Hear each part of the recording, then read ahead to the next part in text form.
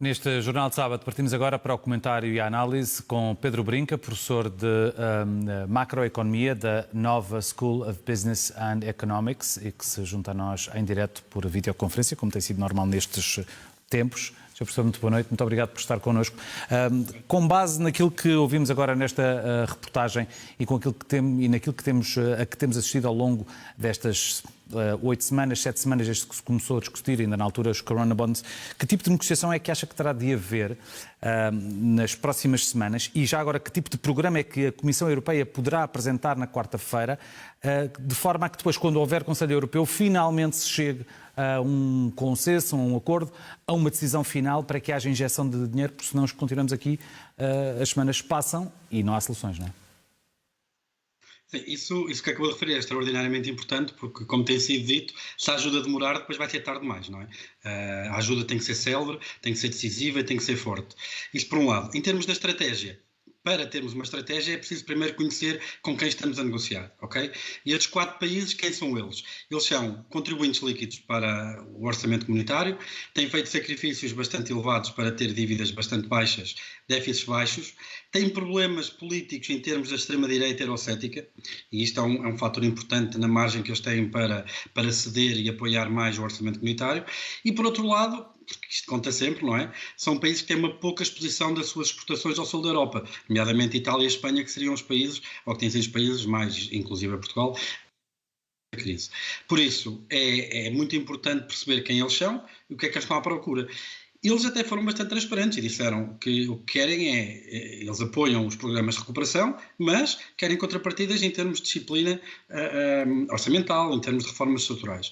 E nesse sentido, no fundo, nós já sabemos o que é que eles estão à espera.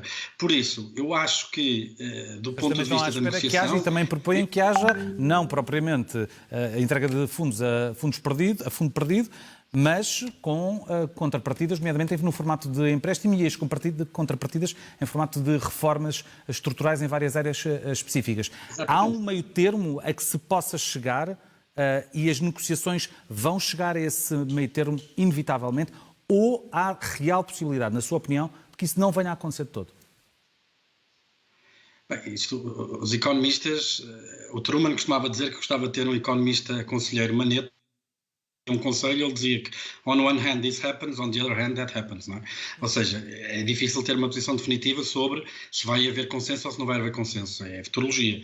Mas, na minha opinião, tanto quanto me posso arriscar, eu diria que sim, porque eu acho que esta posição de querer apoios sem ceder algum tipo de soberania ou nos condicionarmos a algum tipo de reformas, também não é uma posição realista. Acho que é uma posição que também tem sido demasiado ambiciosa, se quisermos, e que pode fazer com que haja aqui um delay, algum atraso na ajuda, e isso pode ser problemático. Por outro lado, lá está, quer dizer... quer o Banco Central Europeu, quer outras instâncias europeias, já tiveram afirmações muito fortes do ponto de vista do apoio económico que vão dar às economias em função da crise e pode ser que isso também ajude a chegar a este consenso, não é? O problema é que depois o consenso tem que ser acordado e fechado no Conselho Europeu. Já agora, esta semana houve uma decisão histórica, diria, do acordo franco-alemão, com uma mudança, e essa sim até muito, muito relevante, da posição de Angela Merkel, permitindo que houvesse a emissão de dívida pela Comissão Europeia para que depois o dinheiro fosse distribuído a fundo perdido, na prática com subsídios, aos países afetados. O que é que acha que poderá ter influenciado Angela Merkel a mudar de posição? E pergunto-lhe também, 2 em 1, se acha que há a possibilidade de estar a haver, na parte da chanceler alemã, algum tipo de estratégia de jogar em 2 tabuleiros. No tabuleiro dos países que criam a mutualização, e muitos deles continuam a querer a mutualização da dívida, e no outro, nomeadamente dos frugais. Assim, por um lado, Angela Merkel não tem os problemas em termos políticos de uma direita eurocética com grande peso na Alemanha, não é? A alternativa para a Alemanha tem 12,6% da votação nas últimas eleições. Nós olhamos para os países signatários desta nova proposta, eles têm 26% de representação no Parlamento.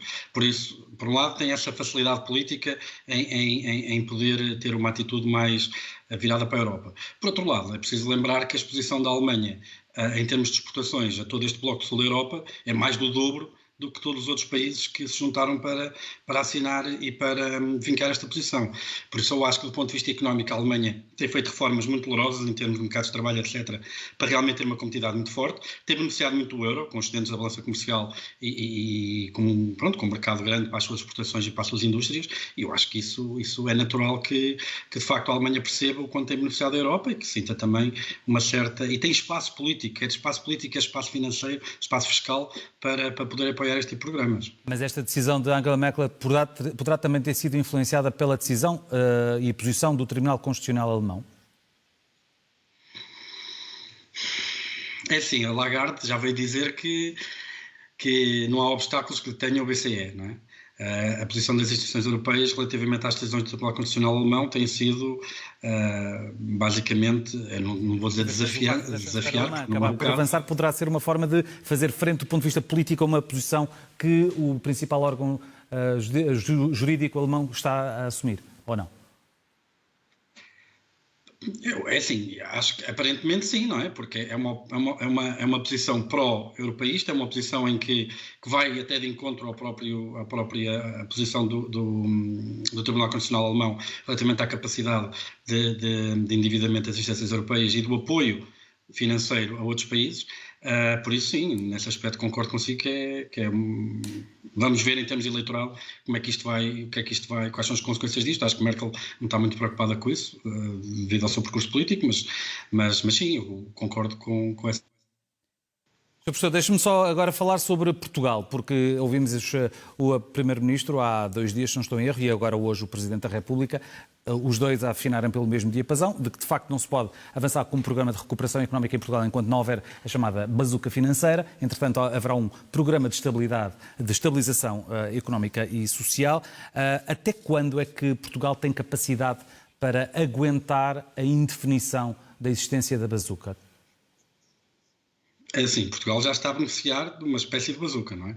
Quando a 12 de março, quando Christine Lagarde hesitou em termos de declarações públicas sobre o apoio que o BCE ia dar no contexto da crise, os juros da dívida pública nos países do sul da Europa dispararam. E 4 dias depois teve que vir com o PEP, que é um programa 7 vezes superior, e aí então viu-se de facto uma queda nos juros da dívida pública. Neste momento, o próprio BCE já mostrou sinais, e muitos analistas falam, de que o PEP poderá ser ainda mais aumentado em cerca de 50%. Vamos ter 150 mil milhões para mais de 1 bilhão, não é?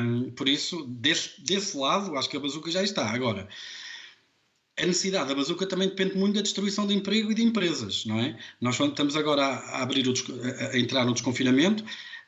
Foram feitos vários inquéritos em empresas que nós percebemos que muitas delas aderiram a vários programas de apoio. O layoff acho que tem sido um programa bem sucedido. Eu acho que vamos ter que esperar mais algumas semanas para perceber o dano que isto fez para a economia em termos de destruição, quer de empresas, quer de emprego. Porque é isso que vai determinar depois a velocidade de recuperação. E se a velocidade de recuperação for bastante boa, tudo isto pode correr bem, não é? Agora, claro, se o número significativo de empresas e de emprego tiverem sido destruídos, isso será sem dúvida problemático. Portugal não tem, na minha opinião, capacidade para sobreviver a isto sem, de facto, um apoio institucional forte das instituições europeias. E quanto mais cedo, melhor, sem dúvida nenhuma, porque há muitos setores, por exemplo, o turismo, que tem uma alavancagem financeira muito elevada por causa dos gastos em equipamentos e estruturas, que se não tiver esses apoios para gerir estas dificuldades de tesouraria no curto e médio prazo, e eles vão começar a entrar em falências, e é uma crise que se pode depois contagiar para o sistema financeiro, etc., se este ciclo de falências e de crédito mal parado se instala, não é? O programa de estabilização será discutido à partida na próxima semana, com reuniões, nomeadamente entre o Primeiro-Ministro e os partidos políticos. Uma das questões que o Presidente da República mais tem levantado esta semana, é de prolongamento do layoff para além de junho. Para setores como o do turismo, isso é essencial.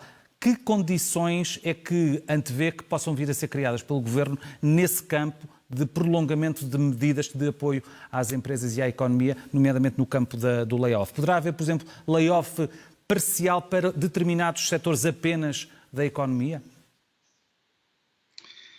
Eu acho que é assim, em termos de intervencionismo da política, em termos de economia, de política económica, aquilo que nós temos vindo a ver é, de facto, a aparecer esta necessidade de se perceber que muitas vezes a economia, setores diferentes da economia têm que ser apoiados de maneiras diferentes. Esta política cega de haver um instrumento de política que tem que servir para todos não faz muito sentido. Eu acho que hoje em dia já se começa a perceber isso um bocadinho. Se esse for o caso, eu acho que isso é uma boa ideia. Não obstante, repare que o Governo até já tem dado mostras de alguma capacidade de rever os próprios programas em função das necessidades. Não digo... Primeiro, até relativamente ao problema de layoff, que tinha regras muito mais restritivas ao princípio. Segundo, mesmo em termos de apoio das linhas de crédito. Lembrar que, no princípio, os apoios das linhas de crédito eram cerca de 1 ano de carência e depois tinha 4 anos para reembolso. Pouco tempo depois, estendeu a carência para 1 ano e meio, se não estou em erro, e o reembolso para 6 anos. Ou seja, eu acho que a dívida soberana de 2011 e do sucesso, ou pelo menos da percepção desse sucesso, da intervenção dos Estados e das instituições para ajudar a economia, eu acho que hoje existe muito mais predisposição, quer política, quer até académica, se quiser, para falar da minha área, para que estas intervenções sejam feitas de uma forma mais decisiva e que possam ser adaptadas com mais velocidade. Por isso, estou em crer que, de facto, esse é um caminho, não é? Só mesmo para terminar e pedir-lhe uma resposta o mais rápida possível, ainda voltando atrás à questão do grupo dos países frugais, falou-se durante muito tempo que a Alemanha tinha uma capacidade de influência muitíssimo grande sobre a Holanda. Esta posição de qual faz parte a Holanda prova o contrário? Não há assim tanta influência da Alemanha sobre a Holanda?